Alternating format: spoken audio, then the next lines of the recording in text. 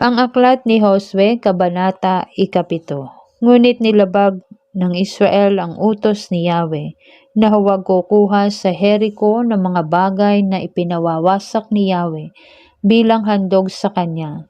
Si Akan na anak ni Carme, apo ni Sabde, at apo sa tuhod ni Serah, mula sa lipi ni Huda, ay kumuha ng ilang bagay na ipinagbabawal kunin, kaya't nagalit sa kanila si Yahweh.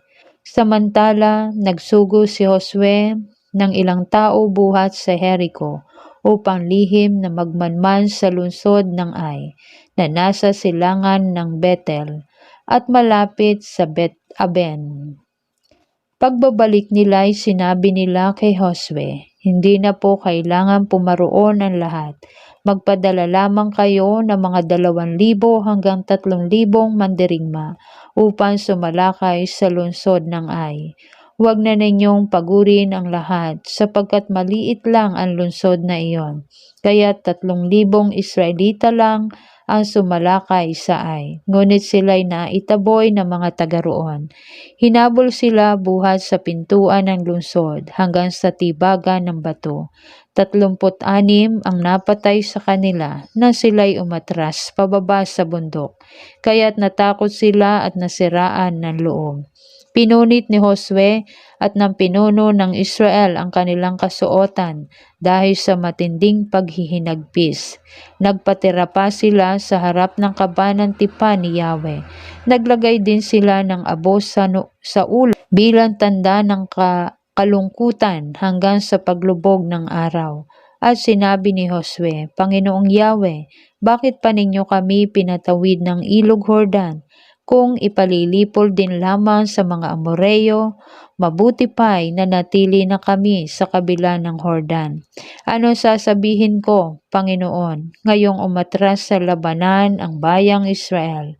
Mababalitaan ito ng mga Kananeo at ng iba pang naninirahan sa lupaing ito.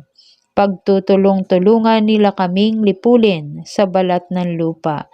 Wala ba kayong gagawin upang ipagtanggol ang inyong dakilang pangalan?" Sumagot si Yahweh, "Tumayo ka. Bakit ka nagpapatira pa ng ganyan?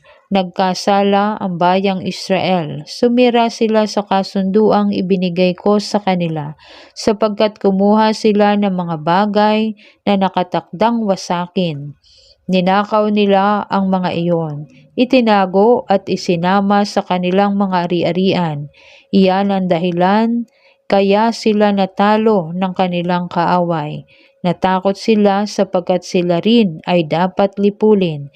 Hindi ko na kayo tutulungan hanggang hindi ninyo isinuko ang bagay na ipinagbabawal ko sa inyo." Natakot sila sapagkat sila na rin ay dapat lipulin. Hindi ko na kayo tutulungan hanggang hindi ninyo isinusuko ang bagay na ipinagbabawal ko sa inyo. Tumayo ka at sabihin mo sa bayan na maghanda sila bukas sa pagharap sa akin, sapagkat akong si Yahweh, ang Diyos ng Israel, ay ganito ang sasabihin. Ikaw rin, Israel, ay dapat wasakin sapagkat may nagtatago sa inyo ng mga bagay na ipinag-utos kong wasakin. Hindi kayo makakaharap sa inyong mga kaaway hanggang hindi nakaalis sa inyo ang mga bagay na iyan. Kaya bukas ng umaga haharap kayo sa akin ayon sa inyong lipi. Ang liping mapili ko ay hahanay ayon sa kani-kanilang angkan. Ang angkan naman na mapili ko ay hahanay rin ayon sa kani-kanilang sambahayan. At ang sambahayang mapili ko ay hahanay na isa-isa.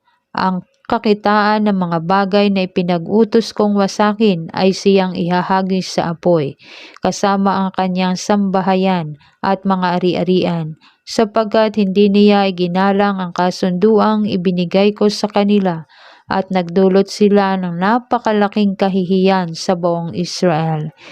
Kinabukasan maagang bumangon si Josue at pinahanay ang buong Israel ayon sa kani-kanilang lipi at napili ang lipi ni Huda. Tinawag ang lipi ni Huda at napili ang angkan ni Serah. Tinawag ang angka ni Sera at napili ang sambahayan ni Sabde. Tinawag ang sambahayan ni Sabde at napili si Akan, na anak ni Carme at apo ni Sabde, na anak ni Zera. Kaya sinabi ni Josue kay Akan, "Anak, nasa harapan ka ni Yahweh, ang Diyos ng Israel. Igalang mo ang kanyang pangalan. Magsabi ka ng totoo. Huwag kang magkakaila ng anuman. Ano ang ginawa mo?" Sumagot si Akan, "Totoo pong nagkasala ako kay Yahweh, ang Diyos ng Israel, sa mga bagay na nasamsam ko sa Jericho. May nakita akong isang mamahaling balabal na yari sa Babylonia, halos 8 librang pilak at isang baretang ginto na mahigit pang 2 libra. Kinuha ko ang mga iyon at ibinaon sa lupa sa loob ng aking tolda. Nasa kailaliman po ang pilak."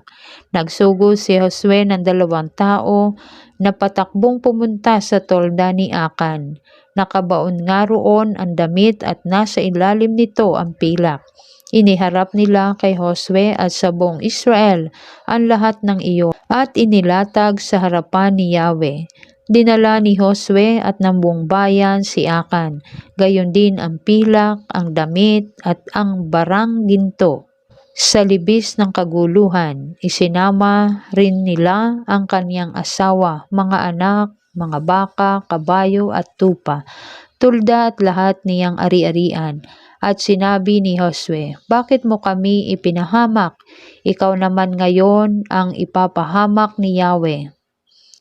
At pinagbabato ng buong bayan si Akan at ang buo niyang sambahayan hanggang mamatay. Sinunog silang lahat kasama ng kanilang ari-arian. Pagkatapos tinabunan nila ng mga bato, naroon pa hanggang ngayon ang mga batong iyon. Nawala ang galit ni Yahweh mula noon. Ang pook na iyo'y tinawag na libis ng kaguluhan.